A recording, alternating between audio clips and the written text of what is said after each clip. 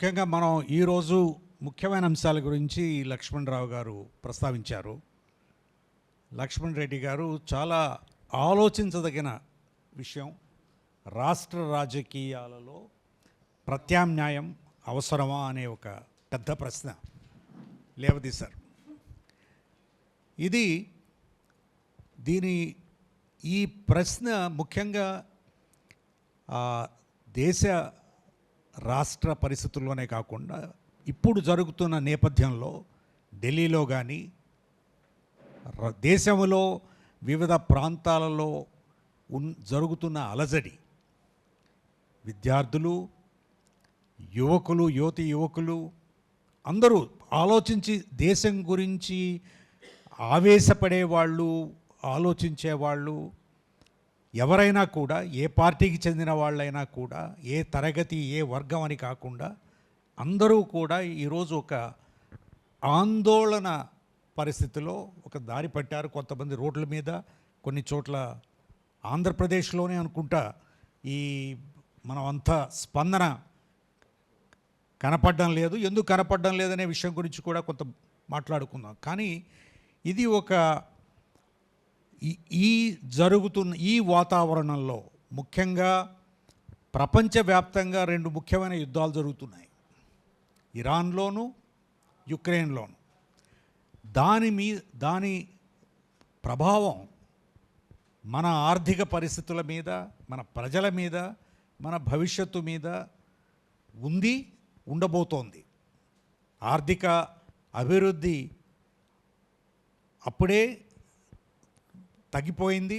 నిన్న వచ్చిన రిపోర్ట్ల ప్రకారం వరల్డ్ బ్యాంక్ ప్రపంచవ్యాప్తంగా ఈ సంవత్సరం 2.6% పెరుగుదల ఉంటుంది ఆర్థికంగా, అంటే అది 1.3 కంటే ఎక్కువ ఉండదు అని రివైజ్డ్ ఎస్టిమేట్స్ ఇచ్చారు.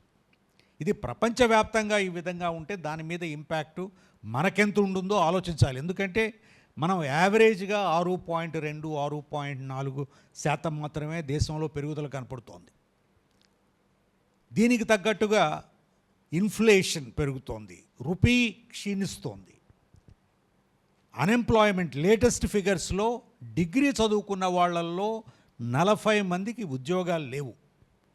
వాళ్ళు చదువుకోవడం లేదు, పని చేయడం లేదు, వాళ్ళు స్కిల్ ట్రైనింగ్ తీసుకోవడం లేదు, ఖాళీగా కూర్చున్నారు.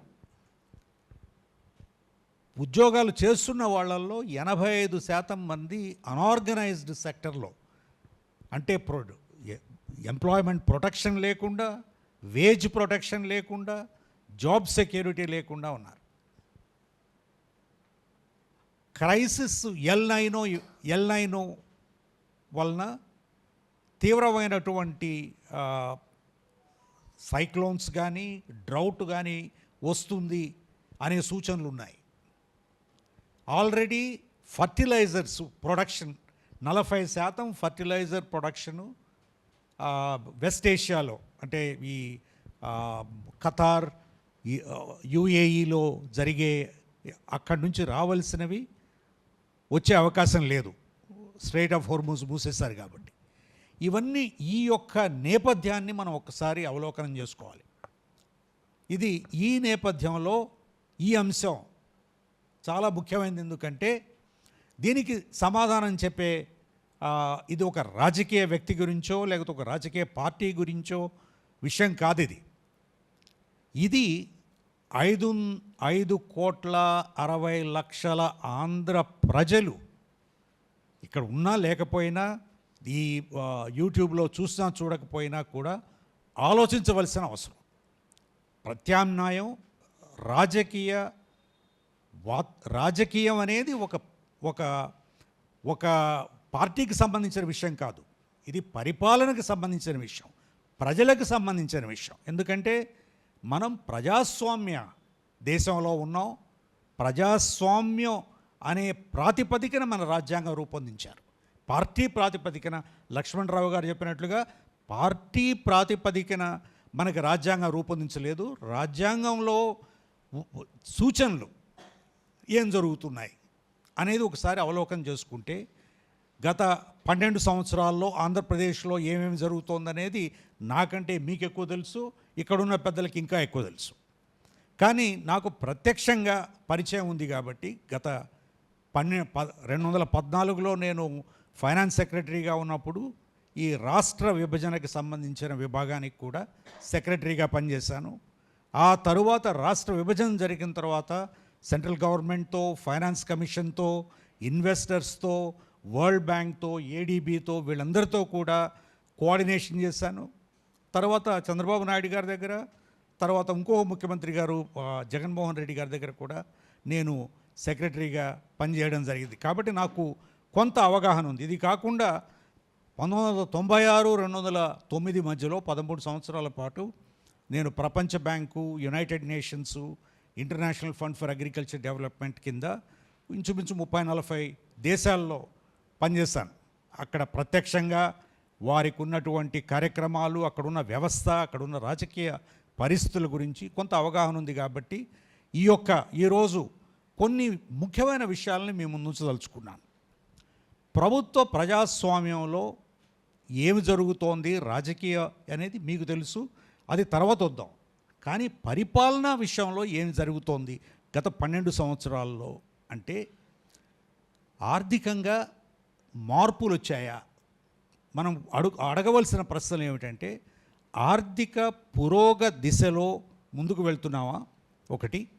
2, సమస్యలు ఏదైతే ఉన్నాయో, ఎప్పటి నుంచో ఉన్న సమస్యలు, పేదరికం, ఉద్యోగాలు లేదు, నిరుద్యోగం, చదువు, ముఖ్యమైనటువంటి ఏదైతే పబ్లిక్ సర్వీసెస్ ఉన్నాయో, ఆరోగ్యం కావచ్చు, విద్య కావచ్చు, న్యూట్రిషన్ కావచ్చు, urban services, sanitation, water supply, transport, వీటిలో పెద్ద మార్పులు వచ్చాయా?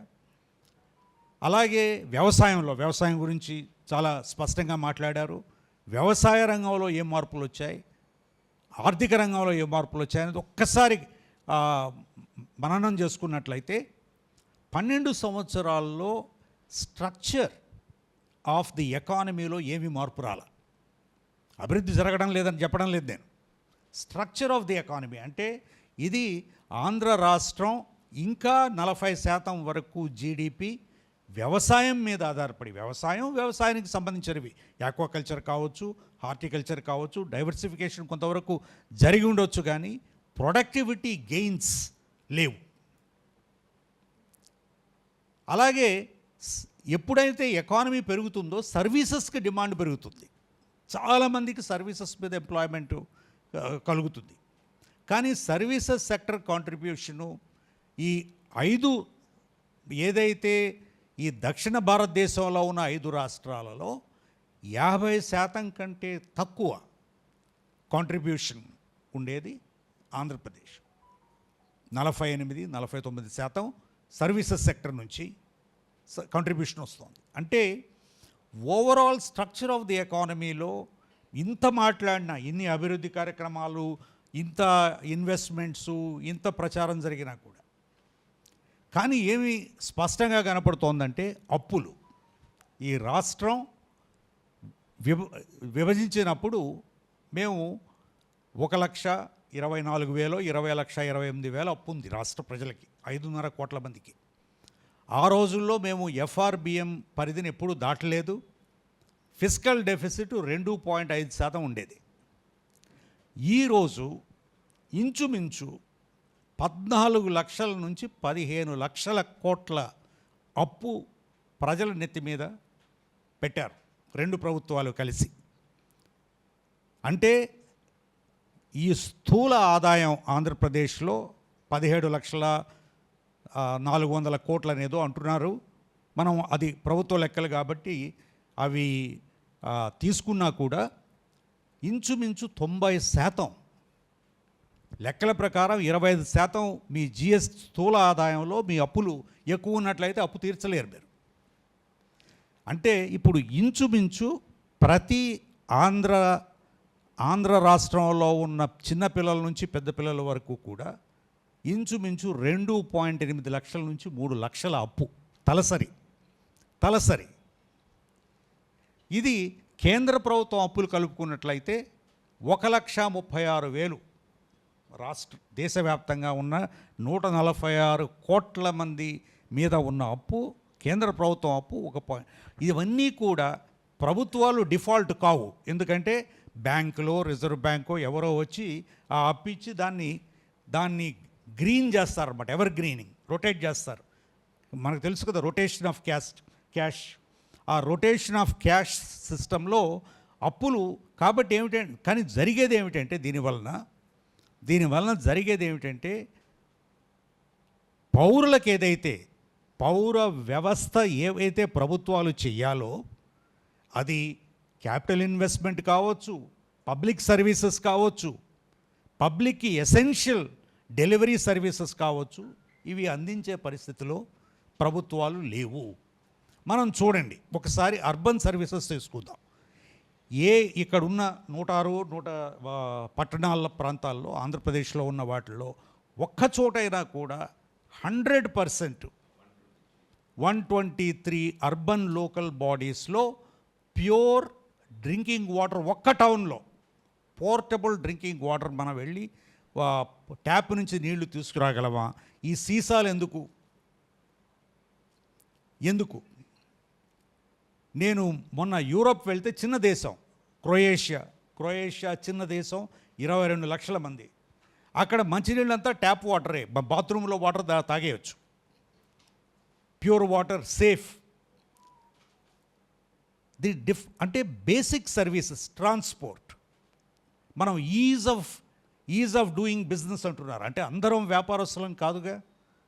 ఈజ్ ఆఫ్ లివింగ్ గురించి ఎవరు మాట్లాడడం లేదు. Ease of living, ease of commuting, ease of accessing health care, ease of accessing public services. ఇవి foundational principles of any government చేయవలసింది ఏమిటి? ఏదైతే గవర్నమెంట్ చేయవలసింది ప్రజల్ని ఎంపవర్ చేయాలి, ఈక్వల్ ఆపర్చునిటీస్ ఇవ్వాలి అందరికీ. ఈక్వల్ ఆపర్చునిటీస్ ఎలా వస్తాయి? చిన్నపిల్లలు పెరిగి పెద్దవాళ్ళై ఈక్వల్గా ఉండాలంటే ప్రైవేట్ స్కూల్స్లో, ఇంటర్నేషనల్ స్కూల్స్లో డబ్బున్న వాళ్ళు మాత్రమే చదువుకునే వ్యవహారం పెట్టుకున్నట్లయితే మిగిలిన వాళ్ళు ఏమైపోవాలి? ప్రభుత్వ స్కూల్స్లోనేమో పాఠశాలల్లో నో ఎంట్రీ బోర్డు పెడుతున్నాం అంటున్నారు మంత్రి గారు. ఎడ్యుకేషన్ ఇన్స్టిట్యూషన్స్లో, పబ్లిక్ ఇన్స్టిట్యూషన్స్లో నో ఎంట్రీ బోర్డు పెట్టడం ఏమిటండి? ఎవరు కావాలంటే వాళ్ళకి చదువుకునే అవకాశం కల్పించాలి. 10,000 కోట్లు నిన్న తల్లికి వందనం ఇచ్చారు. బాగుంది, చాలా బాగుంది. 64 లక్షల మందికి. ప్రైవేట్ స్కూల్స్లో పిల్లల్ని పంపించినందుకు ఎందుకు పెట్టారు? ప్రైవేట్ స్కూల్స్లో అంటే ఈ వ్యవస్థ అంతా కూడా ఏ విధంగా ఉందంటే పెట్టుబడిదారీ వ్యవస్థ, ఫ్యూడల్ వ్యవస్థని తిరిగి నిర్మించే విధంగా ఉంది. మన రాజ్యాంగం నిర్దేశం ఏమిటంటే, రాజ్యాంగ నిర్దేశం మనది పేదరిక దేశం, అభివృద్ధి చెందాలి, ఆ అభివృద్ధి యొక్క ఫలితాలు అందరికీ అందాలి అనేది రాజ్యాంగం యొక్క ముఖ్య ఉద్దేశం. దానికి ఒక లెజిస్లేచర్ అంటే వీళ్ళు చట్టాలు చేస్తారు. ప్రజల సరిగ్గా సక్రమంగా ఎగ్జిక్యూటివ్ పనిచేస్తుందో లేదో అని వీళ్ళు నిలదీసి అడుగుతారు, వాళ్ళని రివ్యూ చేస్తారు. అందుకే public accounts committee, estimates committee ఇట్లాంటి కమిటీలు పెట్టారు. అలాగే జ్యుడిషియరీ, ఇది ఈ రాజ్యాంగం సక్రమంగా జరుగుతుందా లేదా, చట్ట ప్రకారం జరుగుతుందా లేదా, రూల్ ఆఫ్ లా ఉందా లేదా అనే అంశాలను చూడడానికి. అందుకని 3 డివిజన్స్. ఇవన్నీ కాకుండా 4th పిల్లర్ మీడియా. మీడియా నుంచి మొదలు పెడదాం. మన రాష్ట్రంలో జరుగుతున్న వ్యవహారం ఎందుకు మనకి కొత్త రాజకీయ ప్రత్యామ్నాయం అవసరం అనే అంశంలో ముందు మీడియా తీసుకున్నట్లయితే ఈరోజు లెగసీ మీడియా, టీవీ కానీ న్యూస్ పేపర్స్ కానీ, వాటిలో తెలుగు ఏ పేపర్ చదివినా కూడా అవి ఒక రాజకీయ పార్టీ ప్యాంఫ్లెట్లు రాసేవి తప్ప, లేకపోతే ఒక రాజకీయ పార్టీ నాయకులో, లేకపోతే వారు మాట్లాడే స్పోక్స్ పర్సన్సో తప్ప నిజాలు కానీ ప్రజలని వాళ్ళకి విషయాల గురించి, పాలసీల గురించి, ప్రోగ్రామ్స్ గురించి మంచి చెడు వివరించే విధానం లేదు మన రాష్ట్రంలో. సోషల్ మీడియాలో కూడా పార్టీలు వాళ్ళ సైన్యాలని నిలబెట్టి ఆ డబ్బుతో సోషల్ మీడియా నిండా కూడా వీళ్ళ మీద వాళ్ళు వాళ్ళ మీద వీళ్ళు దుమ్మెత్తి పోసి రెండు శత్రు సైన్యాలలాగా శత్రు శిబిరాలని నడిపిస్తున్నారు సోషల్ మీడియాలో. అందుకే ఇండిపెండెంట్ మీడియా ఇట్లాంటివి అవసరం మనకి. పౌర సమాజం అనేది చాలా అవసరం. లేకపోతే ప్రజలకి ఏ విధంగా తెలుస్తుంది? రాజకీయ పార్టీలు ప్రజల్ని డివైడ్ చేసేసుకుని ప్రజలు నాయకులను ఎన్నుకోవాలి. ఇక్కడ నాయకులు ప్రజల్ని సెలెక్ట్ చేసుకుంటున్నారు. ఈయన మావాడండి, ఈయన మీవాడండి అని. సో ఈ విధంగా సమాజాన్ని డివైడ్ చేయడం ఏ విధంగా? ప్రాంతీయ ప్రాతిపదికన, మతాల ప్రాతిపదికన, కులాల ప్రాతిపదికన. దీంతో మన రాష్ట్రంలో కల్చరల్ సోషల్ ఇన్వల్యూషన్ జరుగుతుంది. అంటే ఒక విధంగా కుంచుకుపోతున్నాం, చిన్నవాళ్ళం అయిపోతున్నాం. భవిష్యత్తుని మనం ఒక పక్కనేమో క్వాంటమ్ వ్యాలీ డెవలప్ చేస్తున్నాం, ఇంకొక పక్క ఆర్టిఫిషియల్ ఇంటెలిజెన్స్ అంటున్నాం, ఇంకో పక్క డేటా సెంటర్లు డెవలప్ చేస్తున్నాం.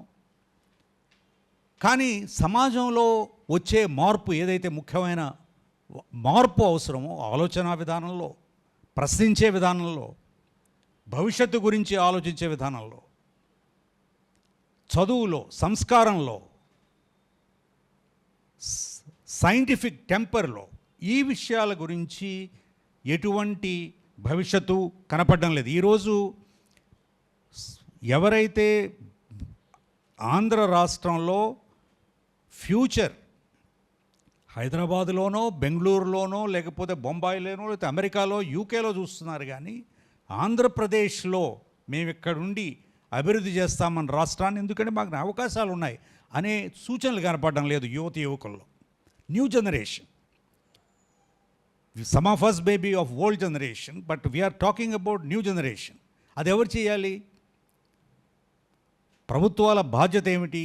ప్రభుత్వాల బాధ్యత మొట్టమొదటిసారి పబ్లిక్ సేఫ్టీ సెక్యూరిటీ వ్యవహారంలో చూసినట్లయితే నాకేమనిపిస్తోందంటే, నాకు పోలీస్ అధికారులు చెప్పింది ఏమిటంటే, ఇక్కడున్న పోలీస్ స్టాఫ్ అందరిలో ఇంచుమించు 25 నుంచి 30% వరకు వాళ్ళని రిజర్వ్లో పెట్టేశారు, వాలంటరీ రిజర్వ్లో. అంటే వాళ్ళు మొత్తం పోలీసు వ్యవస్థని అంతా కూడా పార్టీలు పనిచేసుకున్నాయి. వీళ్ళు మా పార్టీ వాళ్ళు మీ పార్టీ వాళ్ళని. చట్ట ప్రకారం పనిచేయవలసిన వ్యవస్థని రాజకీయ పార్టీలు రాజకీయ పరంగా పంచుకున్నట్లయితే ఇది ప్రజాస్వామ్యం అవుతుందా? ప్రజాస్వామ్యంలో ప్రజల భాగస్వామ్యం ఉండాలి. లక్ష్మణరావు గారు చెప్పినట్లుగా ఆల్ పార్టీ మీటింగ్స్, అన్ని పార్టీల వాళ్ళు, అన్ని సమాజానికి సంబంధించిన వాళ్ళు, అన్ని వర్గాల వాళ్ళతో కాన్వర్జేషన్ మాట్లాడుకోవాలి, చర్చించుకోవాలి, ప్రజల యొక్క అభిప్రాయాలను తెలుసుకోవాలి. ప్రజలకు ఏమీ అభిప్రాయాలు లేవు, వాళ్ళంతా గొర్రెలు అనే ఒక నిర్ణయానికి వచ్చేసారనిపిస్తోంది మన రాష్ట్రంలో. మనకి ఏమీ కాకపోతే ఒకటి సంక్షేమం ముందు ఎలక్షన్లప్పుడేమో ఓట్లు కొనుక్కోవడం, తరువాత డబ్బులు పంచిపెట్టడం ద్వారా, అంటే మొత్తం ఈ బిజినెస్ మోడల్, ఈ కొత్త బిజినెస్ మోడల్ ముఖ్యంగా గత 20 సంవత్సరాల్లో మన ఆంధ్ర రాష్ట్రమే కాదు, మన దేశం యొక్క జర్నీ చూసినట్లయితే ముఖ్యంగా పోస్ట్ లిబరలైజేషన్ 1991 లిబరలైజేషన్ తర్వాత ఎకనామిక్ గ్రోత్ బాగా పుంజుకుంది. కానీ ఆ తరువాత జరుగుతున్నది ముఖ్యంగా మన రాష్ట్రంలో ఏమిటంటే ఒక తిరోగమన దిశలో వెళ్తున్నాం. అదేమిటంటే కొంతమంది అభివృద్ధి చెందితే చాలు, అందరూ అభివృద్ధి చెందవలసిన అవసరం లేదు, వాళ్ళందరూ కూడా బానిసల కిందో కూలి చేసుకుంటూనో వాళ్ళ కష్టాలు వాళ్ళు పడుతూనో ఉంటారు. ఇది చాలా కొంతమంది ఏమిటంటే ఇది చాలా బాగానే ఉంది, మాకు డబ్బులు ఇచ్చేసి మేము తినేస్తాం, తాగేస్తాం, రెస్ట్ తీసుకుంటాం, హ్యాపీగా ఉంటామని. కాబట్టి మెయిన్ పర్పస్ ఏమిటంటే నాకేమనిపిస్తోందంటే పబ్లిక్ సర్వీసెస్లో ఈ విధంగా పంచిపెట్టడం వల్ల అప్పులు ఎక్కువ చేసి, ఎప్పుడు కూడా అప్పు లేకుండా ప్రభుత్వాలు ఎప్పుడు నడవు. 1970 కంటే ముందు ప్రపంచంలో ప్రభుత్వాలు అప్పు చేయడం అనేది లేదు. 70లో మొదలైంది. అమెరికాలో వాళ్ళు అప్పు తీసుకుని ఇన్వెస్ట్మెంట్ కోసం తీసుకోవాలని.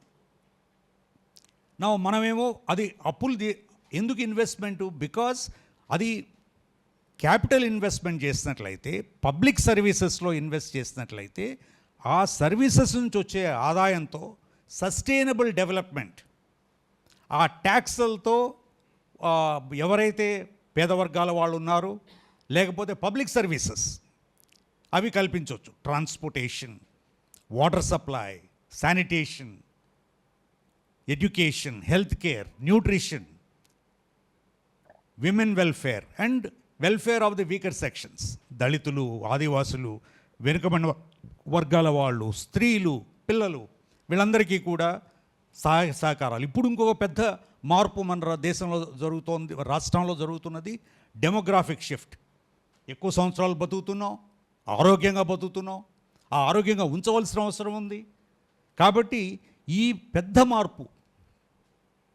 సో ఈ పబ్లిక్ సర్వీసెస్లో ఇన్వెస్ట్మెంట్ ఏమీ జరగడం లేదు. ఈరోజు నేను ఏ పట్టణ ప్రాంతంలో తీసుకున్నా కూడా ఫుట్పాత్లు ఉన్నాయా, ఎక్కడైనా డ్రైన్స్ ఉన్నాయా, under ground drainages, safe drinking water ఉందా, ఎక్కడి నుంచైనా ఒక ప్రాంతం నుంచి ఒక ప్రాంతానికి పబ్లిక్ సర్వీసెస్ ఉన్నాయా, ట్రాన్స్పోర్ట్ ఉందా, ఇళ్ళున్నాయా? పోయిన నెల నేను కొన్ని గ్రామాలకు వెళ్ళాను, యానాదులు ఉండే గ్రామాలకి. ఎవ్వరికీ కూడా ఇళ్ళు లేవు, ఎవరికి కూడా ఇళ్ళు లేవు, మంచినీళ్ళు లేవు, ఎటువంటి సదుపాయాలు లేవు. అన్నిటికంటే ఇదేమిటంటే తీవ్రమైనటువంటి అంశం ఏమిటంటే వాళ్ళెవ్వరికీ కూడా ఆధార్ కార్డులు లేవు, రేషన్ కార్డులు లేవు, ఓటర్ కార్డులు లేవు. వాళ్ళు పౌరులు కారు ఈ రాష్ట్రంలో.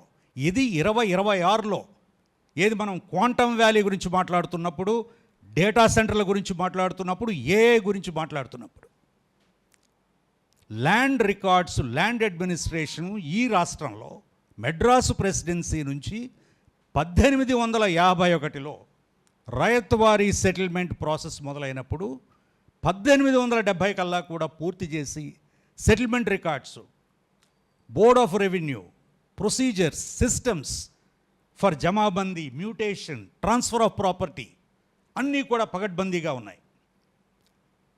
47లో అదే తీసుకున్నాం. మనకి ఆంధ్ర తెలంగాణ కలిసిన తర్వాత 56లో తెలంగాణ ల్యాండ్ అడ్మినిస్ట్రేషన్ అంతా different. Andhra Pradesh land administration Madras presidency చాలా పకడ్బందీగా చేశారు బ్రిటిష్ వాళ్ళు. You have to greatly admire them for the ryotwari settlement. అది 1999 వరకు బాగానే నడిచింది నాకు తెలిసినంత వరకు. నేను 96 నుంచి ఈ దేశంలో లేను. నేను తిరిగి వచ్చి చూస్తే ఇప్పుడు ఇదంతా కూడా అటకెక్కించడం కాదు, ఇదంతా కూడా మేఘాల్లోకి ఎక్కించారు, క్లౌడ్లో. Cloud based digitisation of records అని మొత్తం అస్తవ్యస్తంగా మార్చేశారు. నా ఫండమెంటల్ టైటిల్స్ లేకుండా ఎవరు ఇన్వెస్ట్ చేస్తారు? కొన్ని లక్షల ఎకరాల భూముల్ని ఆంధ్రప్రదేశ్లో, ప్రభుత్వ భూముల్ని పేద వర్గాల వాళ్ళకి, కోఆపరేటివ్ సొసైటీస్ కింద సాగు చేసుకోవడానికి, వాటి కింద బావులు తవ్వుకోవడానికి ఇవ్వడం జరిగింది. ఆ భూములన్నింటినీ కూడా సోలార్ ప్రాజెక్టులకి, విండ్ ప్రాజెక్టులకి ఇచ్చారు. రికార్డుల మీద ఆంధ్ర రాష్ట్రంలో ఉన్నటువంటి అస్తవ్యస్తమైనటువంటి ల్యాండ్ రికార్డ్ వ్యవస్థ ఎక్కడా లేదు, ల్యాండ్ అడ్మినిస్ట్రేషన్. మన పక్కనున్న తమిళనాడుకి మనకి ఒకటే డిఎన్ఏ, ల్యాండ్ అడ్మినిస్ట్రేషన్ డిఎన్ఏ ఒకటే. Why is it become like this here? ఈ ల్యాండ్ అనేది ఫండమెంటల్. ల్యాండ్ ఉన్న వాళ్ళకి అగ్రికల్చర్ డెవలప్ చేయాలంటే నాకు పట్టు ఉండాలి కదా ల్యాండ్ రికార్డ్స్ మీద. కాబట్టి ఇప్పుడు మళ్ళీ బ్లాక్ చైన్కి అప్లై చేస్తూ ఉంటున్నారు. నా block chain is a new technology. ఈ విధంగా ఎక్స్పెరిమెంట్ చేసి ప్రజల జీవితాలతో మీరు ఏమీ చేయొద్దు. ఇప్పుడు రాజకీయాల్లో ఎలా బిజినెస్ మోడల్ ఏమిటంటే, ఎవరైనా కూడా ఇప్పుడు ఇక్కడున్న 2 పొలిటికల్ రాజకీయ పార్టీలు, 2 కుటుంబ పార్టీలు, పార్టీలు అనడం కంటే కూడా రెండు కుటుంబకి సంబంధించినటువంటి కంపెనీలు, వ్యాపార సంస్థలు, రెండు వ్యాపార సంస్థలు, రెండు కుటుంబాలు ఓన్ చేసినవి. మిగిలిన వాళ్ళందరినీ చేర్చుకున్నారు. షేర్ హోల్డర్స్ కాదు వాళ్ళు, ఎంప్లాయీలు. షేర్ హోల్డర్స్ ఒక్కరే. రెండు పార్టీలు. ఈ రాష్ట్రంలో సమస్య అనేది ఎక్కడ మనకి కనపడడం లేదు. DMK is an ideology based party, is a Dravidian ideology. AIADMK is an ideology based party. ఇది మీరు బిఎస్పి ఆర్ సమాజ్వాదీ పార్టీ ఒక కుల ప్రాతిపదికన ఏర్పడిన పార్టీ. ఇక్కడ మాత్రం కుటుంబ ప్రాతిపదికన ఏర్పడినటువంటి కంపెనీలు. కాబట్టి ఫస్ట్ ఎవరు చూస్తారు, నా కుటుంబాన్ని ఎలా అభివృద్ధి చేసుకోవాలి. మనందరం కూడా వాళ్ళ వెనకాల ఇదిగో ఈయన మావాడ, ఆయన మావాడని కొన్ని కులాల వాళ్ళు, కొన్ని మతాల వాళ్ళు. చివరికి జరుగుతున్నది ఏమిటంటే పబ్లిక్ ప్రాపర్టీ అంతా కూడా ప్రైవేటైజ్ అవుతోంది. భూములు, శాండు, మైన్స్, మీరు ఏది చూసినా కూడా hospital privatization, schools privatization, building privatization, water supply privatization, digitization, privatization. ఎవరికి ఇస్తున్నారు? కాంపిటేటివ్ ప్రాసెస్ ఉంది. ఇది ప్యూర్ క్యాపిటలిజం. దీంట్లో లెట్ ది బెస్ట్ సర్వైవ్ లేదు. It is not on any competitive. ఇదంతా రిగ్డ్. లక్ష్మణ్ రెడ్డి గారు మనవాడండి, మనకి ఈయనకి ఇచ్చేద్దాం. ఇది లక్ష్మణ్ రెడ్డి గారు మీరు ఇది పెట్టుకోండి, లేదా రమేష్ గారండి ఆయన మనకి ఆపోజిట్ కాబట్టి ఆయనకి ఇవ్వద్దు. Now there is no transparency. Foundational principle of governance is transparency. అందరికీ, ప్రతి వాళ్ళకి అన్నీ మీద అవగాహన ఉండాలి, అర్థం ఉండాలి, తెలియాలి, సిస్టమ్ ఉండాలి. ఈ సిస్టమ్స్ అన్నీ లేవని కాదు. ఒక విధంగా చెప్పాలంటే మనం కొలోనియల్ బ్రిటిష్ వాళ్ళు వచ్చి మమ్మల్ని దోచుకున్నారు, మనల్ని నాశనం చేశారని చెప్పొచ్చు. కానీ చాలా పగడ్బందీగా అడ్మినిస్ట్రేటివ్ సిస్టమ్స్ పెట్టారు. Checks and balances, every single thing ఎలా చేయాలి, ఏం చేయాలి. టోటెన్హామ్ సిస్టమ్ చూస్తే ఒకప్పుడు ఫైల్ మెయింటెనెన్స్ మీద పేపరు ఏ సైజులో ఉండాలి, ఏ విధంగా మార్జిన్స్ ఎంత ఉండాలి, పేజ్ నెంబర్లు ఎక్కడ రాయాలి, పారా నెంబర్లు ఏం చేయాలి, అంత డీటెయిల్డ్గా మాన్యువల్ రాశారు. డిస్ట్రిక్ట్ ఆఫీస్ మాన్యువల్ కానీ, సెక్రటరియట్ ఆఫీస్ మాన్యువల్ కానీ. అవన్నీ డిజిటైజ్ చేసిన తర్వాత ఇప్పుడు ఎవరైనా సంతకం పెట్టేయచ్చు. నేనే చెప్తున్నాను, నేను ముఖ్యమంత్రి గారి సంతకం అంతా నేను పెట్టేవాడిని. ఎందుకంటే మీరు డొంగోలు కాబట్టి మీ పాస్వర్డ్ మీరు సంతకం పెట్టేయచ్చు. అంటే వ్యవస్థ మీద ఒక విధంగా మనం ఎందుకంటే ఇది ప్రజలతో ఏం సంబంధం లేదు, వ్యాపార వ్యవస్థ కాబట్టి నాకేం వస్తోంది దీని నుంచి అని. ఎందుకు?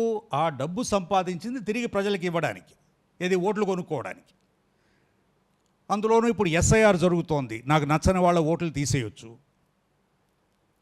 కాబట్టి ఈ వ్యవస్థలో సమూలమైనటువంటి మార్పు వస్తే తప్ప, ఈ వ్యవస్థలో పూర్తిగా వేళ్లతో పాటు పెగిలిస్తే తప్ప ప్రజల భవిష్యత్తు అనేది సాధ్యం కాదని నేను అనుకుంటున్నాను. అది ఇప్పుడు మనం 12 సంవత్సరాలు చూసాం. ఇదే విధానం ఇంకో 3 సంవత్సరాలు చూస్తాం. ఒక ముఖ్యమంత్రి గారికి ఏమో ఏపీ అంటే అమరావతి, పోలవరం. ఇంకొక ముఖ్యమంత్రి గారికి ఏమో ఏ అంటే అదానీ, పి అంటే ప్రెస్సింగ్, బటన్ ప్రెస్సింగ్. సో ఇది గవర్నెన్స్ కాదు. గవర్నెన్స్ అంటే లాస్ట్ పర్సన్ని, గాంధీ గారి దగ్గర చెప్పింది, లాస్ట్ పర్సన్, చివరి వ్యక్తికి మనం ఏం చేయగలుగుతున్నాం. ఈరోజు aspirations are high, world is changing, massive transformation. మనమేమో వాట్సాప్ గవర్నెన్స్ అంటున్నాం. 30% మంది అంటే 5.5 కోట్ల మందిలో ఇంచుమించు 2 కోట్ల మందికి చదవడం రాయడం రాదు. 50% మందికి ఇంటర్నెట్ యాక్సెస్ లేదు. చాలా గ్రామాల్లో మీరు ఇంటర్నెట్ ఉన్నా కూడా అది పనిచేయదు. మరి ఏ విధంగా మీరు వాట్సాప్ గవర్నెన్స్లు, ఇంటర్నెట్ గవర్నెన్స్లు నడిపించగలరు? ఇది ప్రజలతో సంబంధం ఉన్నటువంటి గవర్నెన్స్. ఇదేమిటంటే దీంట్లో రాజకీయంగా, బికాజ్ ఇది ఒక కుటుంబ వ్యవస్థ కాబట్టి మీ ఎమ్మెల్యేలందరూ కూడా ఎవరిది వాళ్ళు పురాతనమైనటువంటి సామంతరాజుల్లాగా వాళ్ళ కాన్స్టిట్యుయెన్సీని వాళ్ళు ఒక రాజ్యంలాగా, ఒక చిన్న సైజు రాజ్యం, దాంట్లో నాకు నచ్చినటువంటి సిఐ, నాకు నచ్చినటువంటి ఎంఆర్ఓ, నాకు నచ్చినటువంటి ఎండిఓ, నా కులం వాడో లేకపోతే నా ప్రాంతం వాడో లేకపోతే నా మోచేతి కింద నీరు తాగేవాడో వాళ్ళని వేసుకుంటున్నాం. అన్ఫార్చునేట్లీ పర్మనెంట్ బ్యూరోక్రసీ ఏదైతే ఉందో, ఐఏఎస్ ఐపీఎస్, ఎవరొచ్చినా కూడా వాళ్ళే ఉంటారు. వాళ్ళు కూడా రాజకీయ రంగు వేసుకుని వాళ్ళు కూడా ఈ యొక్క క్షీణించిపోయినటువంటి వ్యవస్థలో వాళ్ళు కూడా భాగస్వాములైపోయారు. కాబట్టి ఎవరు నిలబెడతారు? ఎవరు అడిగేది?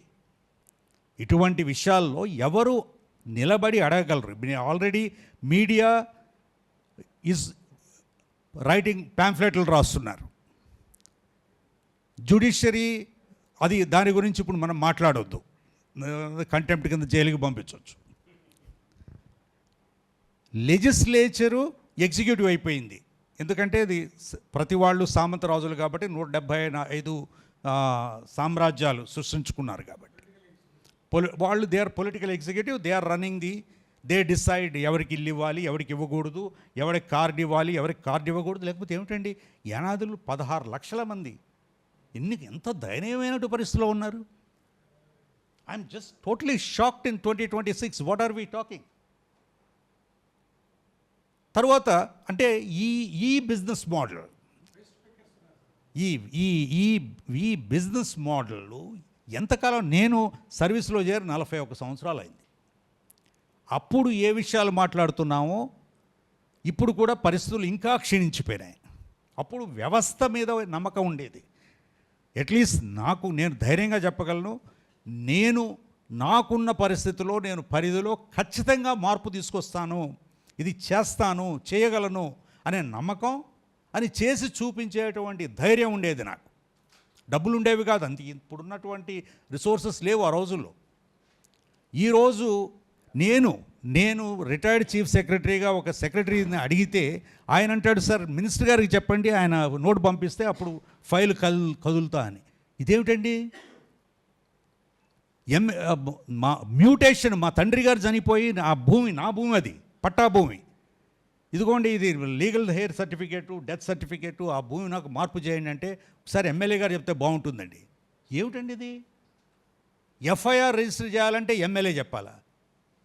మ్యూటేషన్ చేయడానికి ఎమ్మెల్యే చెప్పాలి? Where is the administration? ఇప్పుడు ఇటువంటి పరిస్థితుల్లో మీరు ప్రత్యామ్నాయం తీసుకురాకపోతే, ప్రత్యామ్నాయం అంటే పార్టీలు మార్చమని చెప్పడం లేదు, నేను ఒక వ్యక్తుల్ని మార్చమని చెప్పడం లేదు,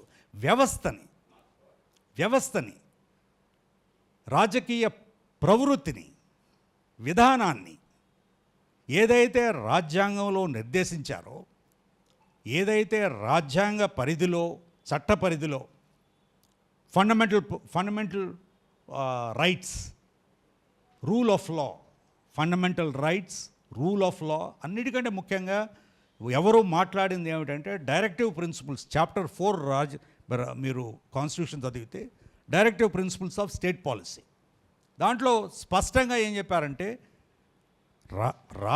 ఏ విధంగా మీరు పరిపాలిస్తారు అంటే, ఇదిగో ఈ అంశాల మీద మీరు ముఖ్యమైనటువంటి దృష్టి సారించాలి.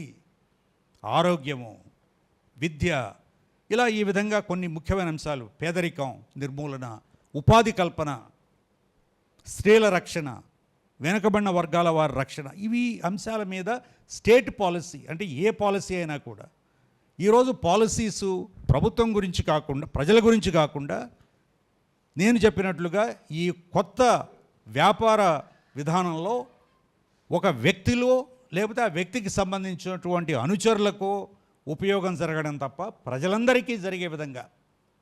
కాబట్టి ఈరోజు ఆంధ్రప్రదేశ్ ప్రజలు మీ ద్వారా, మీడియా ద్వారా ఆలోచించవలసిన విషయం ఏమిటంటే, మీరు ప్రాంతాలకు, కులాలకు, మతాలకు, పార్టీలకు అతీతంగా మీ భవిష్యత్తు, మీ పిల్లల భవిష్యత్తు, సమాజ భవిష్యత్తు గురించి ఒకసారి ఆలోచించండి.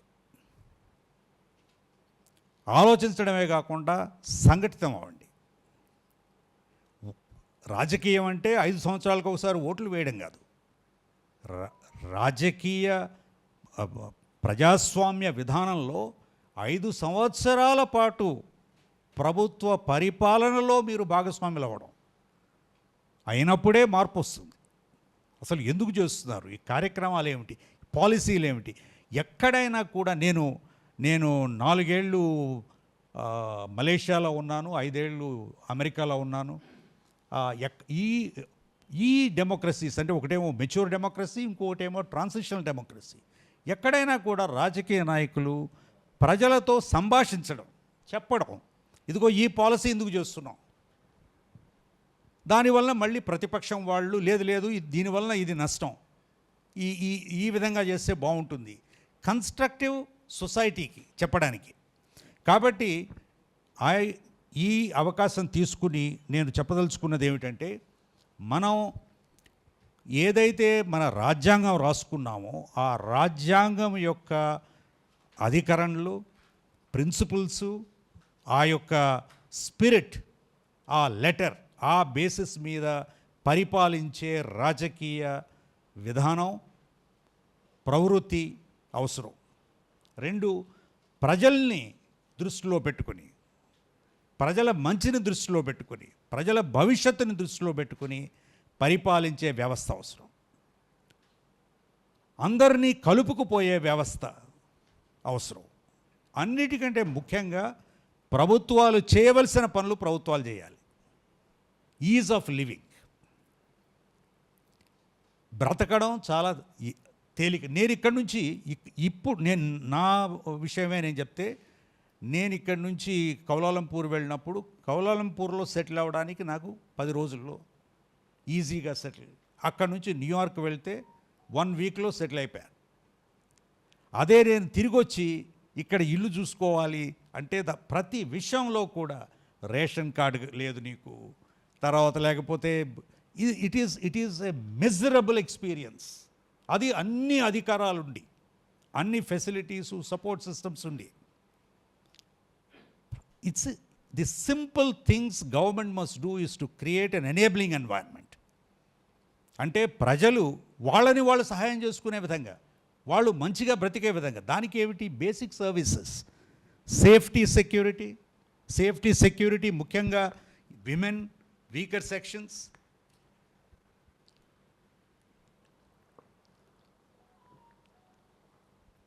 2, పబ్లిక్ సర్వీసెస్, ఆరోగ్యం, అందరికీ ఆరోగ్యం. ముఖ్యంగా పెద్ద మార్పు వస్తున్నది. ఇప్పుడు ఎక్కువ వృద్ధులు ఎక్కువ బతుకుతున్నారు. మన పాపులేషన్ ఒక విధంగా స్టెబిలైజ్ అవుతోంది కాబట్టి ప్లానింగ్ కానీ ప్రోగ్రామ్ ప్లానింగ్స్ తేలిక. ఇప్పుడు ఇంతమంది రిటైర్డ్ అయిపోతున్నారు, ఇంతమంది పెన్షన్ లేని వాళ్ళు ఉన్నారు. వాళ్ళకు ఒక డబ్బులు ఇస్తే సరిపోదుగా, ఎక్కడ కొనుక్కుంటారు, ఎలా బతుకుతారు? క్రానిక్ డిసీజులు ఉన్నవాళ్ళు, ఈరోజు డయాబెటీస్, హైపర్ టెన్షన్ ఉన్నవాళ్ళు 25% మంది ఉన్నారు.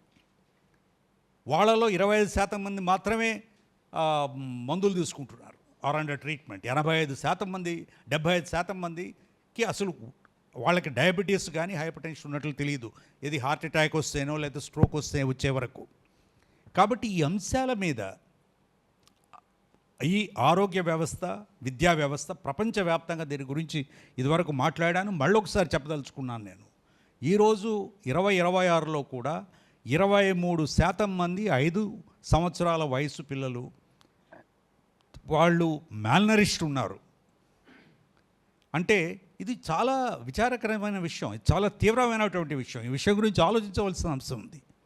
ICDS ప్రోగ్రామ్స్ సరిపోవడం లేదా, అందడం లేదా, లేకపోతే ఇంకేమైనా చేయాలా? నేను చూసింది అగైన్ ఈ యానాది గ్రామాలకు వెళ్ళినప్పుడు ఎక్కడ ఎవరికి ICDS తీసుకోవడం లేదు. మీకు ఇదేమిటండి, రేషన్ కార్డులు, ఇది ఆధార్ లేకపోతే మీరు ఆసుపత్రిలో చూడరంట, ప్రభుత్వ ఆసుపత్రిలో ఆధార్ లేకపోతే మిమ్మల్ని బడిలో చేర్చుకోరంట, మిమ్మల్ని అంగన్వాడీ సెంటర్లో చేర్చుకోరంట. రేషన్గా ఆ ఆధార్ తీసుకురావడానికి విజయవాడ రావాలంట, విజయవాడ అపాయింట్మెంట్ తీసుకోవాలంట, ఆన్లైన్లో బుక్ చేయాలంట. చేస్తే ఒకరోజు అక్కడ పని చేయకపోతే మిషన్ మళ్ళీ నెల రోజుల తర్వాత మళ్ళీ పిలిపిస్తారంట. అంటే ఏమిటండి, ఎంత విధంగా క్షోభ పెట్టడం తప్ప, బాధ పెట్టడం తప్ప హింసించడం తప్ప పేద ప్రజల్ని. ఇదంతా తేలికండి ఇది. నేను కూడా వ్యవస్థలో పనిచేసిన వాడినే. 1 సంవత్సరం కాదు, 36 సంవత్సరాలు. నేను ఈ రాష్ట్రానికి ఈ ఆధార్ ఎన్రోల్మెంట్కి కోఆర్డినేటర్గా ఉన్నాను. నా లీడర్షిప్లో 98% ఎన్రోల్మెంట్ చేయించాను. షార్టెస్ట్ దిస్ వాజ్ ది, అంటే ఆ రోజు ఏదో మంచి జరుగుతోందనే ఆశతో అపోహతో చేయించాను. దాన్ని నేను ప్రతి గ్రామానికి మొబైల్ యూనిట్స్ పంపించి లేదా వాళ్ళని ట్రాన్స్పోర్ట్ చేయించి చేసాం. అంటే ఆ మాత్రం సెన్సిటివిటీ లేదండి ప్రభుత్వాలకి. ఇటువంటి ప్రభుత్వాలని మార్చొద్దా? ఇటువంటి వ్యవస్థని మార్చొద్దా? ఇట్లాంటి వ్యవస్థని మనం చూస్తూ కూర్చుంటామా? ఇది ఆ పార్టీ ఈ పార్టీకి సంబంధం లేదు నాకు.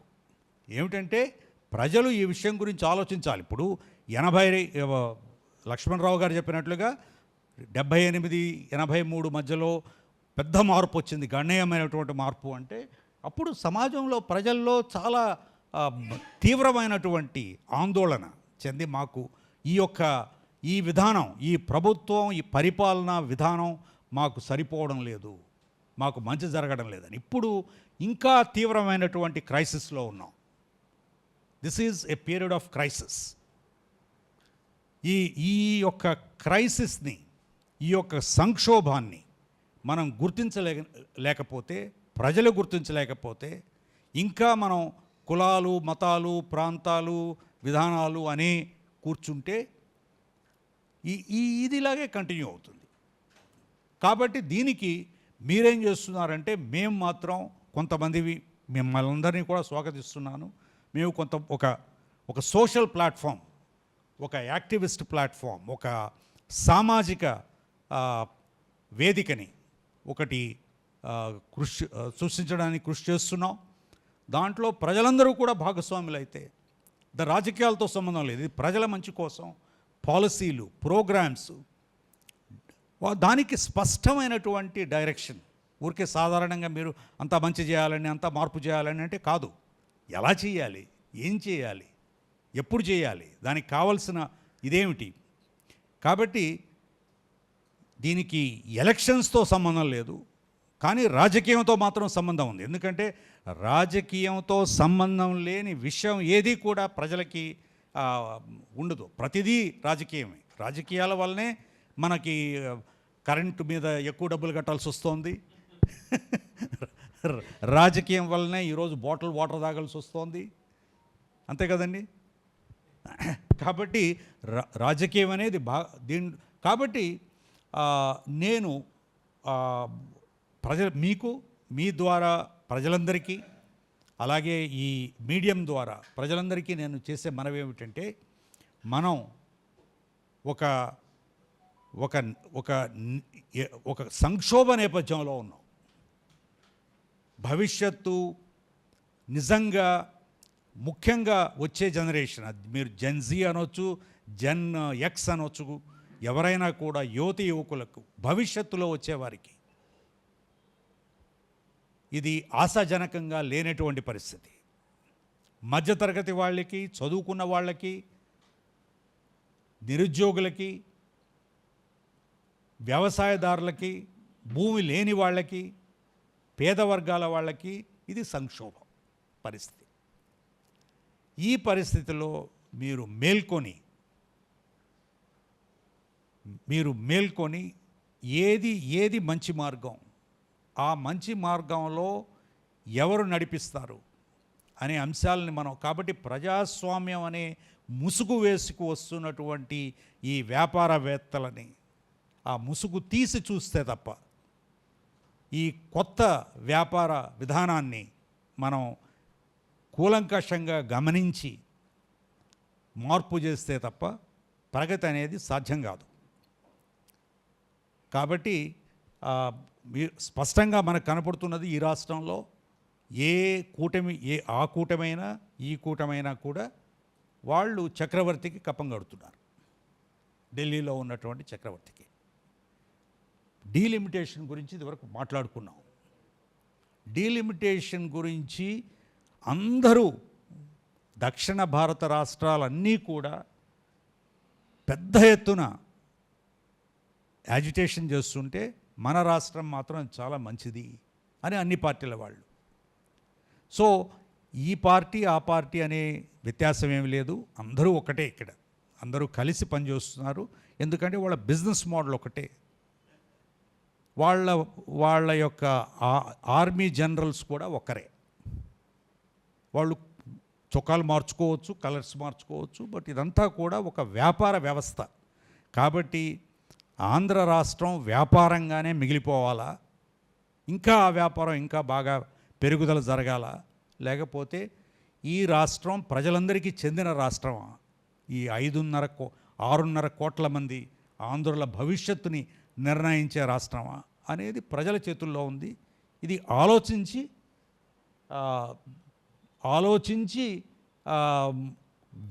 వివేకంతో నడుచుకోవాల్సిన అవకాశం ఉందని భావిస్తూ నాకు ఈ అవకాశాన్ని ఇచ్చినందుకు లక్ష్మణ్ రెడ్డి గారికి, పెద్దలందరికీ కూడా నమస్కారం చెప్తున్నాను.